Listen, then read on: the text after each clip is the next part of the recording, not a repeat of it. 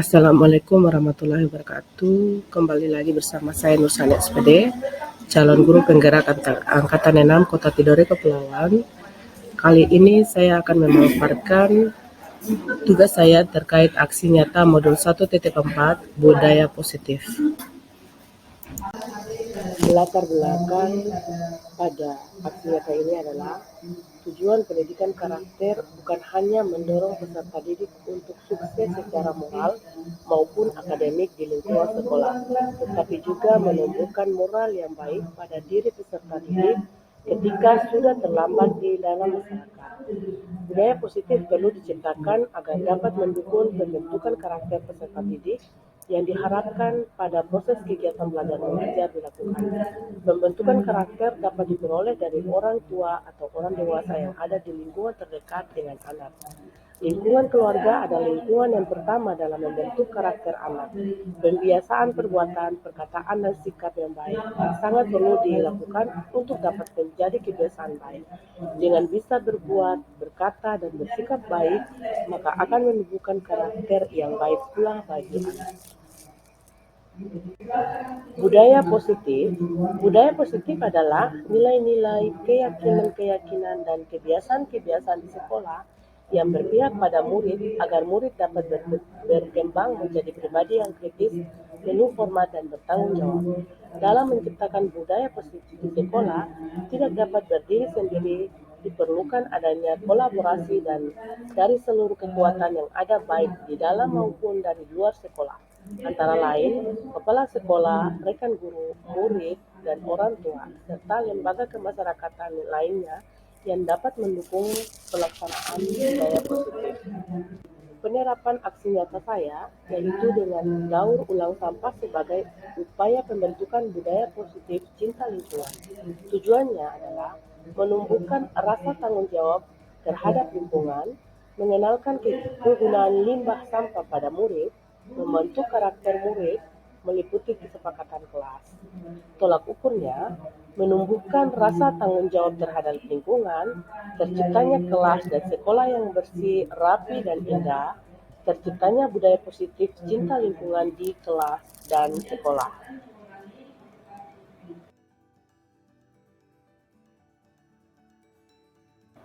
Dukungan yang dibutuhkan untuk mewujudkan aksi nyata saya yaitu kerjasama dengan warga sekolah, baik pimpinan dan teman sejawat, sarana dan prasarana di sekolah, kerjasama dengan wali murid, kerjasama dengan murid, kerjasama dengan warga lingkungan sekolah.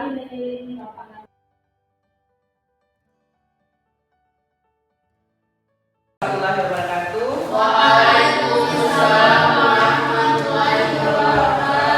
Ya, alhamdulillah dalam kesempatan ini kita masih diberi kesehatan sehingga kita dapat bertemu dalam keadaan sehat walafiat.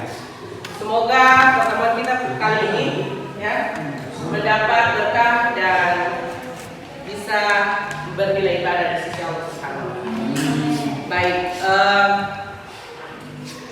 untuk kali ini Ibu mengajak kalian kita akan membuat satu atau beberapa keyakinan kelas. Ya, keyakinan kelas ini beda dengan peraturan kelas. Jadi keyakinan kelas itu benar-benar dia lahir dari diri kita yang kita harapkan seperti apa di kelas ini, seperti apa itu yang kita harapkan, berarti itu adalah keyakinan kelas, bukan peraturan.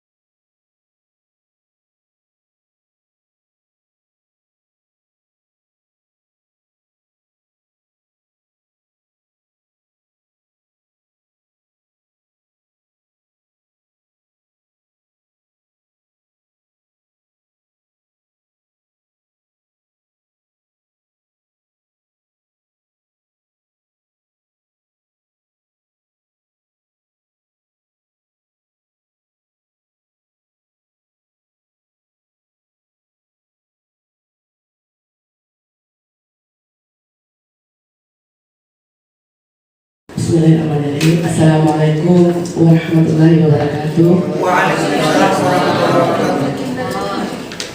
Ya, syukur alhamdulillah di siang menjelang sore ini kita dalam keadaan sehat sehingga masih bisa melakukan aktivitas kita dan berkumpul di tempat ini dalam keadaan masih segar bugar, walaupun yang lain ngantuk, tapi perlu kita syukuri ini adalah nikmat Allah yang Allah Subhanahu Wa Taala yang sangat luar biasa.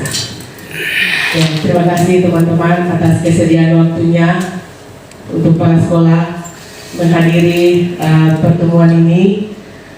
Bapak Ibu, pada kesempatan ini saya akan memberi atau diseminasi budaya positif untuk lanjutan materi, dan materi saya yaitu tentang teori motivasi, hukuman dan penghargaan dan juga restitusi. Baik Bapak Ibu, sebelum kita lanjutkan pada inti dari teori ini atau penjelasan materi ini, tujuan yang perlu pada kegiatan ini yaitu untuk menjelaskan teori motivasi dan motivasi intrinsik yang dituju serta menerapkannya dalam kehidupan sehari-hari di lingkungan. Kedua, menjelaskan konsep hukuman dan penghargaan dan juga konsep pendekatan restitusi. Ketiga, melakukan pengamatan dan peninjauan atas praktik penerapan konsep-konsep tersebut di lingkungan sendiri. Ya, kebetulan ada video yang ingin saya tampilkan di sini. Ibu sudah pernah bilang kan sama kalian semua, kalau ibu sengaja mengambil jam pertama untuk mata pelajarannya ibu, untuk melatih kalian disiplin. Kalian tahu kan peraturannya ibu? Kalau ibu tidak akan mulai pelajaran kalau masih ada yang terlambat. Kalian tidak apa kan? Aduh, saya saja. Hah? Dan ibu dengar kan? Kenapa masih ada yang terlambat? Saya mana? Ini yang dia mama meninggal. Saya di mana? Ibu sudah bilang, ibu tidak akan mulai pelajaran kalau ada yang Dia kasih makan dia. Kayla, sini kok. Sini kok. Apa ada alasan Kayla? Ujung pandang. Ketiduran kok lagi? Macam kok? Tunggu. Mentok kau Kayla. Jangan kelok. Gara-gara kau, kita semua itu tidak belajar. Mentok ini, hukum saya bu. Bully itu. Sudah. Yang lagi mentok. Kayla dulu. Tapi ingat besok, kalau kau masih terlambat begini, ibu tidak akan mulai pelajaran lagi.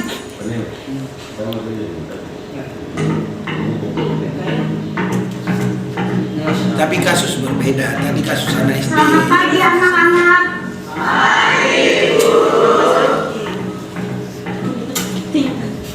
Betul-betul ini kayak lagi. Dan ada tobat-tobatnya. Kemarin sudah dilempari gara-gara terlambat masuk kelas. Ada yang tahu kemana kayak? Kemana itu? Tidak usah banyak alasan. Begini korban. Sepanjang pelajarannya ibu hari ini, kok berdiri terus di depan? Nenek terlambat sih.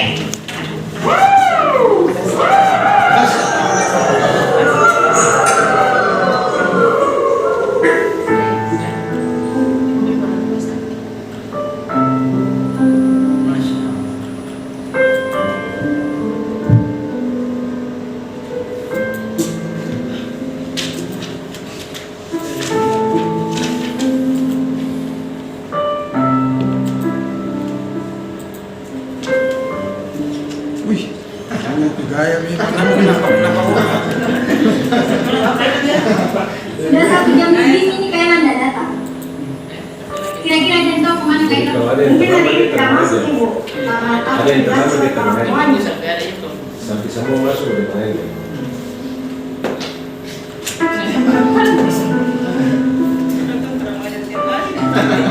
Kalau sini tiap hari termain jadi.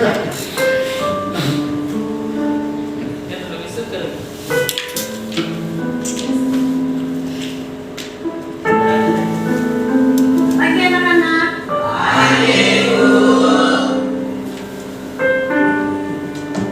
Masuk kok Kayla. Dan terlambat mau lagi. Kayla ke depan kok. Kenapa Bu? Berdiri kok. Hari ini saya kan datang terlambat kok, datang aku pas buku. Kok tidak pasti kok kemana? Sekarang jelaskan kok kepada kita semua di sini kenapa kok selalu terlambat dan malam kemarin kok tidak masuk. Kayla, jelaskan kok. Siapa kok? Kayla. Maafkan tak teman-teman. Karena gara-gara saya, kalian semua tidak belajar. Hari pertama, saya sebelumnya karena memang tidak berjalan.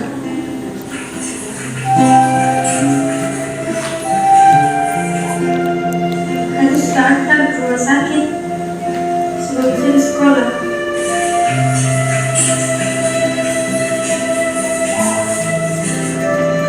Hari kedua, saya terlambat ke sekolah karena harus ke rumah sakit setelah makan yang waktu selesai sekolah. Hari ketiga kemarin, saya tidak masuk sekolah.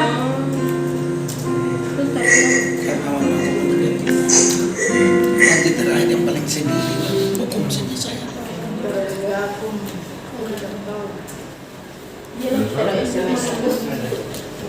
Kecuali Itu dia masih menikmati landasannya.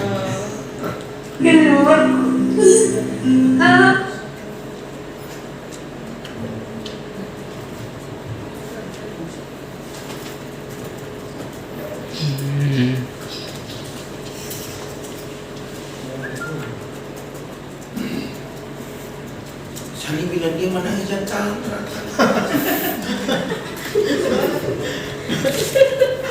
Tentang itu bukan dia saja.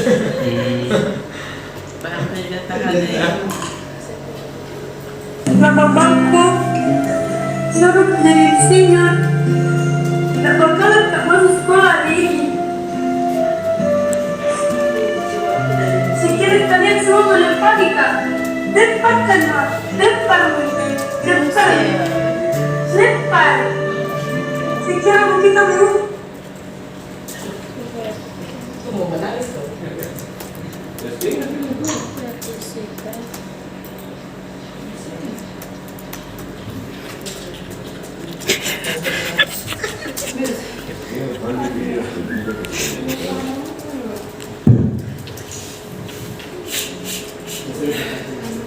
Dari teman-teman guru minimal 2 terkait dengan pelajaran berharga apa yang bisa kita ambil dalam tayangan video pendek tersebut. Silakan. Ya dari saya. Apa nih?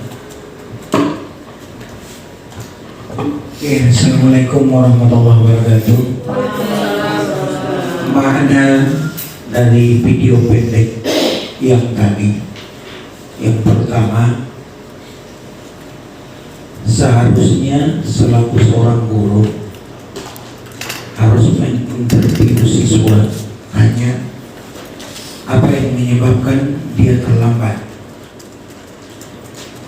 Yang pertama, yang kedua, ketika siswa yang terlambat itu minta agar tidak dizolimi seperti tadi, dilempari, itu tidak baik, itu perundungan itu.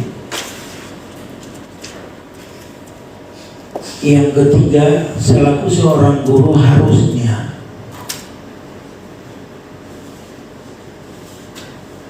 melihat anak itu jangan hanya di sekolah, tapi datangi rumahnya, lihat apa kejadian.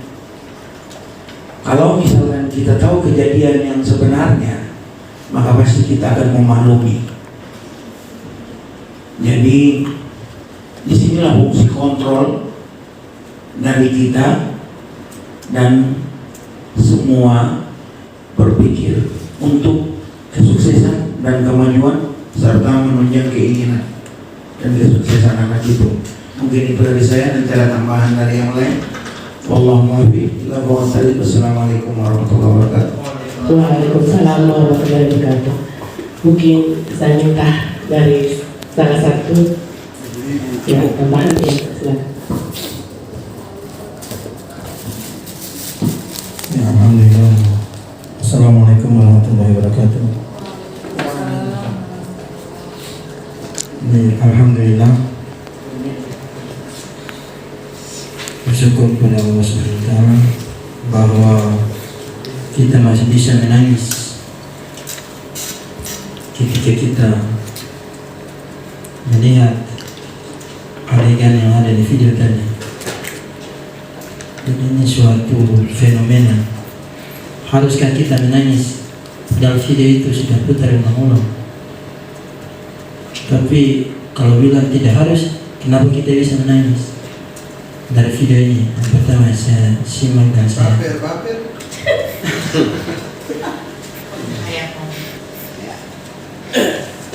menangis ini mungkin karena tahu arti dari nilai yang ada video itu.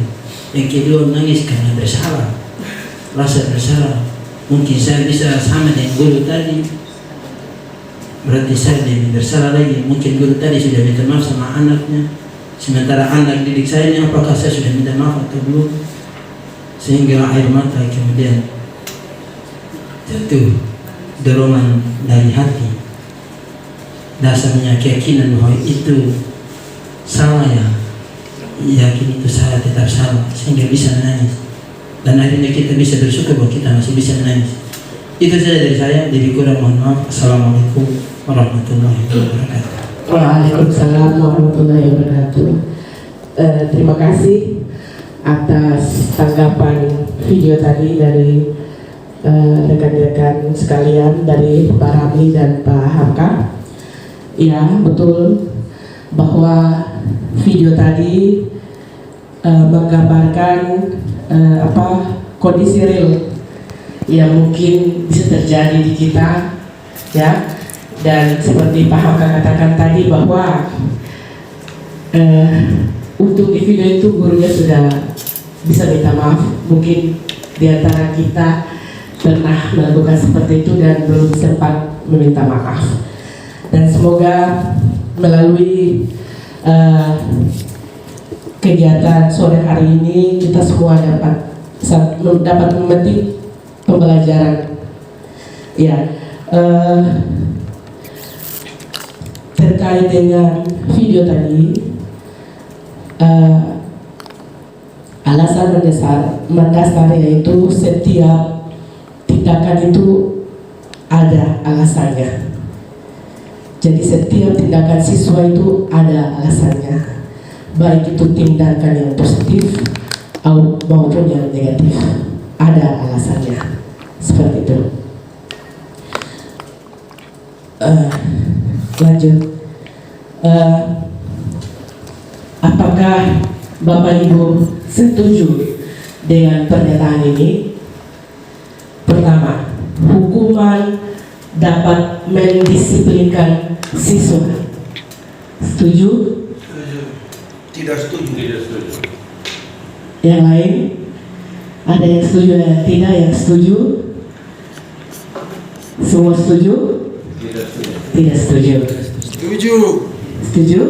Ya, ada yang setuju, ada yang tidak. Ya, baik. Saya lanjutkan di pertanyaan kedua.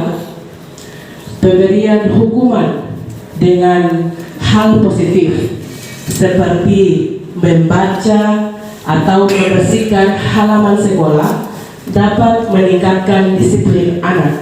Setuju atau tidak? Setuju. Setuju? Setuju. Ya, kita lanjut pertanyaan ketiga. Memberi penghargaan dapat meningkatkan motivasi belajar anak. Setuju? Iya. Jadi tadi pertama tidak setuju, kedua setuju, ketiga juga setuju. Ya, kita lanjutkan.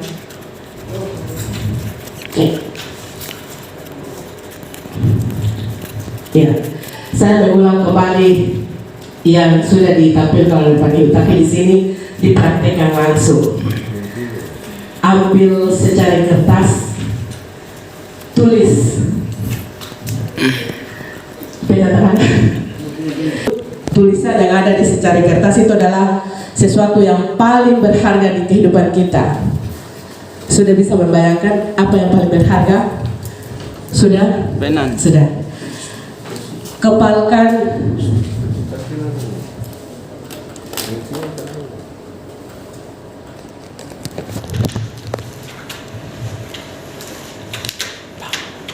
Oke. Jadi clue-nya secari kertas tadi tulis sesuatu yang sangat berharga untuk Anda. Sudah? Letakkan di salah satu tangan Anda dan genggam benda atau tersebut dengan segala daya. Buatlah sebuah kepalan. Sudah sekarang sudah dikepal. Lalu teman di samping Anda, yaitu teman B, mencoba dengan sekuat tenaga dengan berbagai cara untuk meminta Anda memberikan benda tersebut. B bisa membujuk, mengancam, menghardik, merayu, menyuap, apa saja agar Anda dapat membuka kepalan tangan Anda. Apa yang terjadi? Saya minta tanggapan. Saya. Iya, dipersilakan. Tanggapan saya memberikan sesuatu kepada seseorang jika memang saya merasa bahwa orang tersebut sangat membutuhkan uluran tangan saya dan apa yang ada di dalam tangan saya dan berikan kepadanya. Yang kedua, saya dapat membuka diri saya sesuai dengan keinginan saya kepada siapa, bukan dengan paksaan. Baik. Yang ketiga, apa yang kulakukan itu ikhlas semata-mata karena Allah. Demikian. Baik, terima kasih luar biasa dari Tarami. Tadi yang barang berharga apa yang Anda tulis? Barang yang paling berharga di dalam kepalan tangan saya ini uang yang saya akan sedekahkan kepada orang yang mustahak. Iya, luar biasa. Baik, mungkin ada tambahan atau tanggapan dari mungkin Pak Asko. Ya.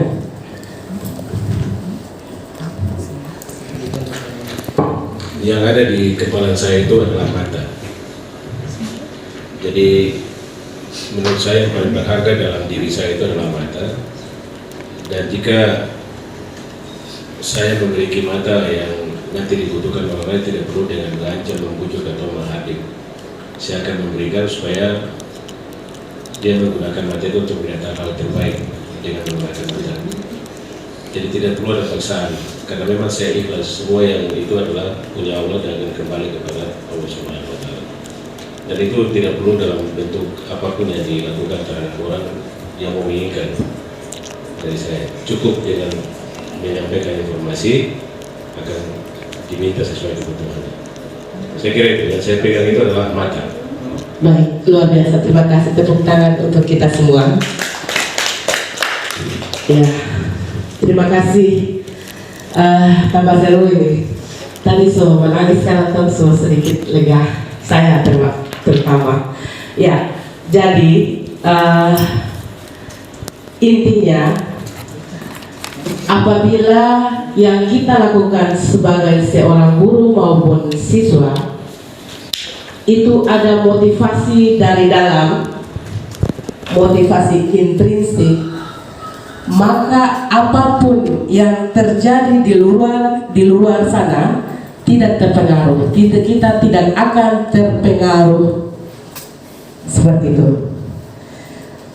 Ya, kita kalau motivasi itu datang dari dalam, maka kita tidak akan terpengaruh dengan lingkungan kita. Tapi kalau kita melakukan sesuatu itu atas dasar motivasi eksternal, misalnya ingin mendapat perhatian, ingin mendapat penghargaan, ingin mendapat pujian, maka kita akan mudah terpengaruh. Jadi hal baik yang kita lakukan akan mudah terpengaruh untuk kita melakukan hal yang tidak baik, seperti itu. Jadi dibutuhkan motivasi intrinsik, motivasi dari dalam, keyakinan dari dalam bahwa apa yang saya lakukan itu semata-mata karena keyakinan saya, seperti itu. Iya. Selanjutnya Bapak Ibu, di sini banyak interaksi nih. Kira-kira dari beberapa tindakan guru yang ada di slide ini, menurut saya minta satu-satu jawab dari ujung, dari belakang sana, dari Omi supaya semua kebagian. Dari Omi, Ibu Omi, kira-kira mencatat 100 kali di dalam buku kalimat saya tidak akan terlambat lagi, karena dia siswa tersebut terlambat ke sekolah. Jadi tulis 100 kali. Menurut Ibu Omi, apakah tindakan guru ini adalah hukuman atau konsekuensi? Hukuman. Baik. Ada yang berpendapat lain? Ya. Silakan. Konsekuensi. Baik, kita tampung dulu ya. Lanjut, mungkin Ibu Ana. Tindakan guru lari mengelilingi lapangan basket 2 kali karena terlambat hadir di sekolah. Menurut Ibu Ana, ini adalah hukuman atau konsekuensi? Hukuman. Baik, ada yang berpendapat lain? Tidak, berarti ini hukuman ya? Tidak ada saya, konsekuensi. Konsekuensi ya? Baik, kita lanjut. Murid diminta untuk push up 15 kali karena tidak menggunakan masker ke sekolah. Satu orang langsung beri tanggapan, hukuman atau konsekuensi. Ibu Nas mungkin? Ibu Nas, murid diminta push up 15 kali karena tidak menggunakan masker ke sekolah. Hukuman atau konsekuensi? Hukuman ya. Lanjut. Menggantikan kertas tugas teman yang telah dicoret-coret. Konsekuensi. Baik, lanjut. Membersihkan tumpahan air di meja tulis karena tersenggol pada saat belajar. Konsekuensi. Baik, lanjut. Murid disuruh untuk mengenakan sepatu seharian di sekolah karena tidak disuruh untuk mengenakan sepatu seharian di sekolah. Ini sebenarnya melepaskan karena tidak mengenakan sepatu hitam. Hukuman. Baik, kita lanjut. Lari mengelilingi lapangan basket 2 kali karena terlambat 10 menit untuk pelajaran PJOK. Hukuman. Ya, kita lihat jawabannya. Jawaban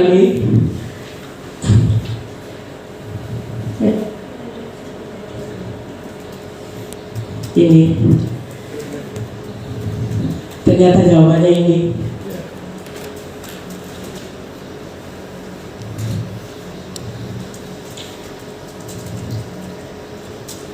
Mana? Oke.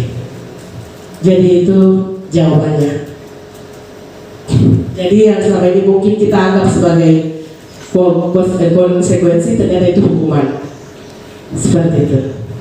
Ya baik, kita lanjut dulu. Iya, terkait dengan perbedaan hukuman dan konsekuensi. Jadi hukuman itu sesuatu yang menyakitkan harus terjadi, sedangkan konsekuensi adalah sesuatu harus terjadi. Nanti ada perbedaan selanjutnya. Hukuman membuat anak sakit fisik maupun hati untuk jangka waktu yang lama, itu hukuman. Kalau konsekuensi membuat anak merasa tidak nyaman dalam jangka waktu pendek. Lalu perbedaan ketiga, untuk hukuman anak membenci kedisiplinan, karena kita menghukum anak membenci kedisiplinan. Lalu konsekuensi anak menghargai disiplin.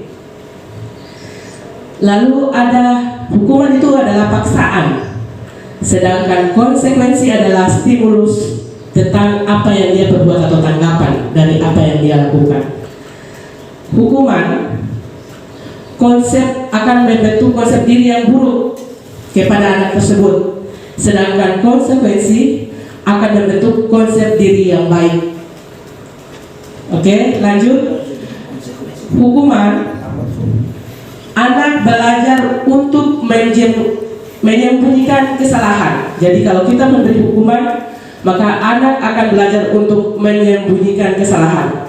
Sedangkan konsekuensi, anak belajar untuk mematuhi peraturan.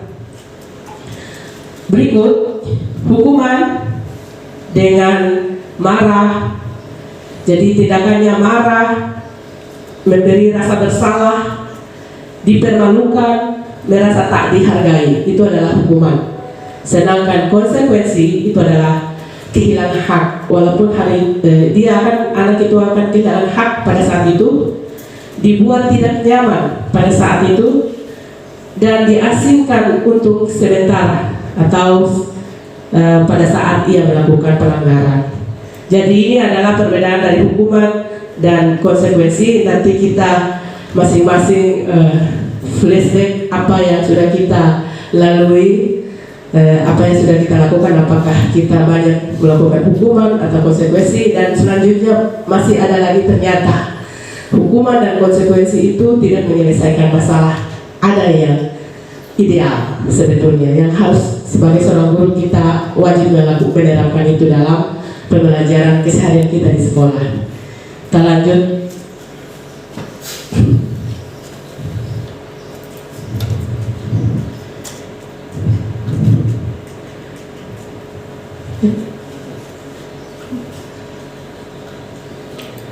Oke. Ya, saya singgung sedikit tentang teori motivasi tadi dari video yang kita nonton sama-sama tadi, bahwa apabila motivasi eksternal itu tadi sudah dijelaskan di sini konsepnya. Motivasi eksternal itu kalau kita belum memiliki motivasi internal, maka biasanya yang kita lakukan itu apabila kita misalnya menghindari mendapatkan hukuman, maka kita akan melakukan hal tersebut, atau anak akan datang tepat waktu untuk menghindari hukuman. Ya, kalau dia benar-benar sudah ada motivasi dari diri dia bahwa ini adalah keyakinan dia meyakini bahwa dia harus datang tidak terlambat, seperti itu adalah motivasi dari diri, maka dia tidak akan terpengaruh dengan hal-hal yang lain. Jadi kalau masih karena dia takut mendapat hukuman, dia melakukan hal tersebut, itu akan dia akan melakukan hal yang sama di kemudian hari karena tidak ada motivasi intrinsik. Lalu itu semata-mata yang sudah disinggung oleh Pak Kepala Sekolah tadi, semata-mata lillahi ta'ala, karena Allah Subhanahu wa ta'ala, seperti itu.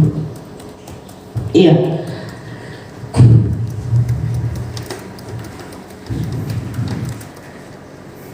Ya, di sini dihukum oleh penghargaan. Ternyata betul tadi disinggung oleh Pak Lalihu, bahwa penghargaan itu ternyata menghukum. Ya, tadi ada hukuman, ada konsekuensi, sekarang ada penghargaan. Ternyata penghargaan ini selama ini kita menganggap bahwa penghargaan itu akan membuat anak yang tadinya tidak termotivasi, dia akan termotivasi. Ternyata setelah kami mengikuti pendidikan guru penggerak ini, ternyata penghargaan itu adalah hukuman. Ya, seperti yang sudah ditertera di slide ini, bahwa penghargaan pengaruh jangka pendek dan jangka panjang. Misalnya dia kalau kita sering memberikan penghargaan, maka itu dia terpengaruh. Kalau misalnya kalau tidak ada penghargaan lagi, maka anak itu tidak akan mau melakukan hal baik tersebut lagi kalau tidak ada penghargaan. Selanjutnya penghargaan itu menghukum. Ya, seperti itu yang saya sampaikan tadi, bahwa jadi anak itu berlomba-lomba melakukan sesuatu hal itu karena ingin mendapatkan penghargaan. Otomatis anak itu belum ada motivasi dari internal dari dia. Dia hanya motivasinya adalah motivasi eksternal, motivasi ingin mendapat penghargaan atau motivasi untuk tidak mendapat hukuman seperti itu, sehingga dia melakukan hal baik karena belum ada motivasi internal. Berikut penghargaan itu sebagai mengurangi ketepatan. Jadi anak yang contohnya anak yang mengerjakan soal diberi imbalan lebih banyak kesalahan. Jadi kalau anak itu misalnya dia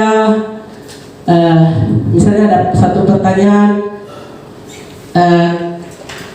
ada satu soal anak itu dapat menjawab benar, maka kita kasih dia imbalan, penghargaan. Misalnya ada sesuatu barang yang kita berikan kepada dia, maka itu dalam jangka waktu panjang itu merusak ketepatan anak si anak itu. Jadi motivasi dia bukan lagi untuk mencari yang harusnya dia mencari pengetahuan yang lebih. Ini hanya karena motivasi dia hanya ingin mendapat penghargaan, sehingga ketepatan dia nantinya dalam jangka waktu panjang itu, ketepatan dia dalam menjawab itu akan mulai berkurang. Penghargaan tidak efektif. Lalu ini pendapat-pendapat tentang penghargaan itu adalah hukuman atau dihukum oleh penghargaan. Penghargaan merusak hubungan. Misalnya di kelas akan timbul kecemasan, kecemburuan dengan anak-anak yang selalu ada ranking, selalu diberi perhatian lebih oleh guru. Jadi perhatian guru itu tidak menyeluruh. Dia hanya fokus di anak, oh dia ini bisa. Lalu perhatiannya di anak yang pintar tadi. Jadi perhatiannya tidak menyeluruh, sehingga terjadi akan penghargaan itu merusak hubungan. Lanjut, suasana. Oke, ini penghargaan menurunkan kualitas. Ya, misalnya hasil karya tulis dibayar. Kalau kita melakukan karya tulis ilmiah mengharapkan bayaran, maka dalam jangka waktu yang panjang tulisan-tulisan kita itu tidak berbobot lagi, karena kita mengejar penghargaan seperti itu. Lalu penghargaan mematikan kreativitas. Jadi kita melakukan sesuatu hal, kalau ada imbalan, kalau tak ada berarti kita tak lakukan lagi seperti itu. Lalu penghargaan mengurangi motivasi intrinsik. Ya, ini baru tuh jadinya.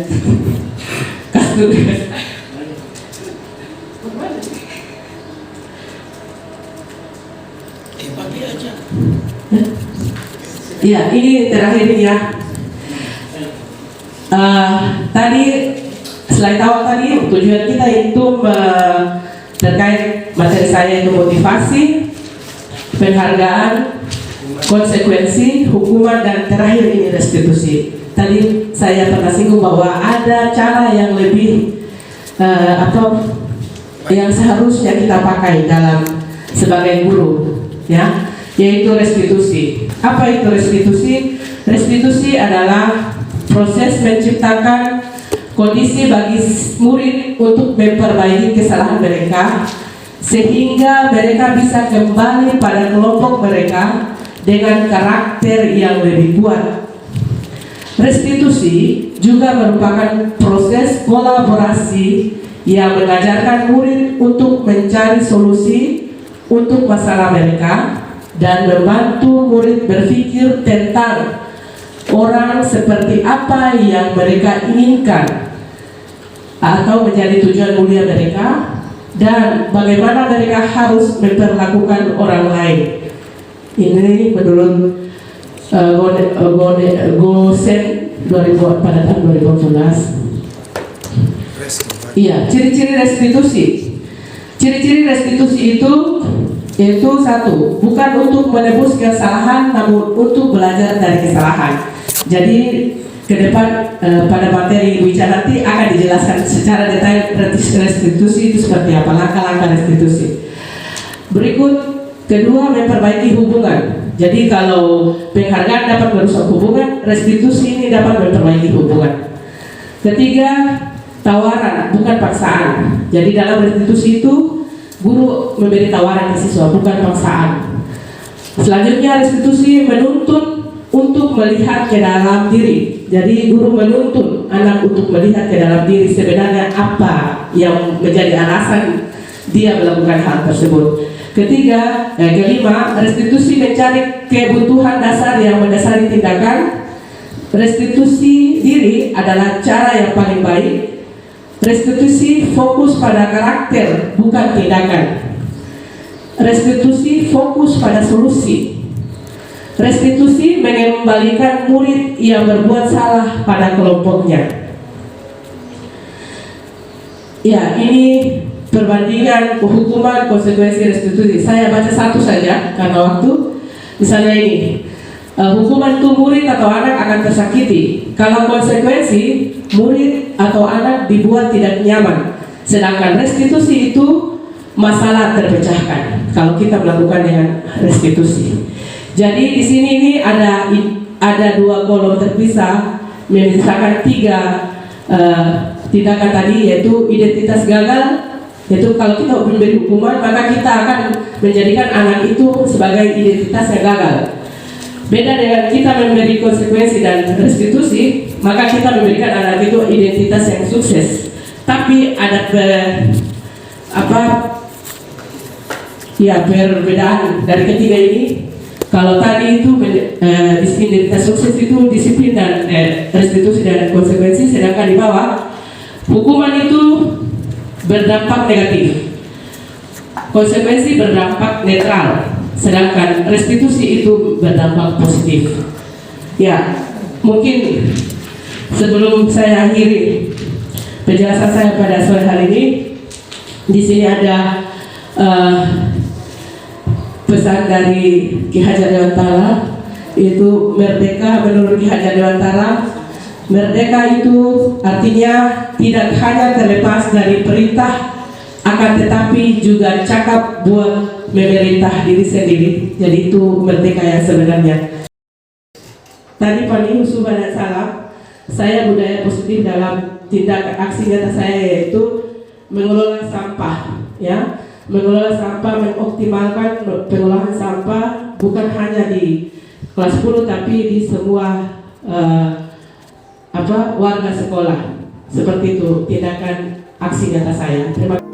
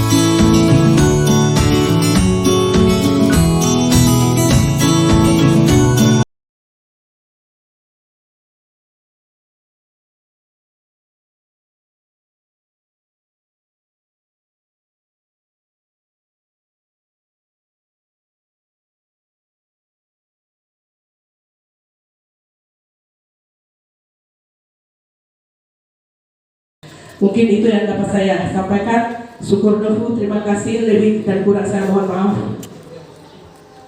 Wabillahi taufiq wal hidayah. Wassalamualaikum warahmatullahi wabarakatuh. Iya.